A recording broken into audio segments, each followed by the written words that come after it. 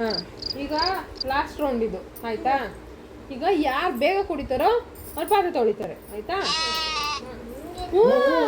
ಯಾರು ವಿನ್ ಆಗ್ತಾರೋ ಅವ್ರು ಪಾತ್ರೆ ವಿನ್ ಆಗೋರಲ್ಲ, ಯಾರು ಬೇಗ ಕುಡ್ಕೊಬಿಡ್ತಾರೋ ಅವರು ಪಾತ್ರೆ ತೊಳಿತಾರೆ, ಸರಿನಾ? ಅದೇ ಎರಡು ಒಂದೇ ಕಣೋ, ಎರಡು ಒಂದೇ. ಅದು ಫಸ್ಟ್ ರೌಂಡ್. ಅದೇ ಕರೆಕ್ಟ್ ನೀನ್ ಹೇಳ್ತಿರೋದು.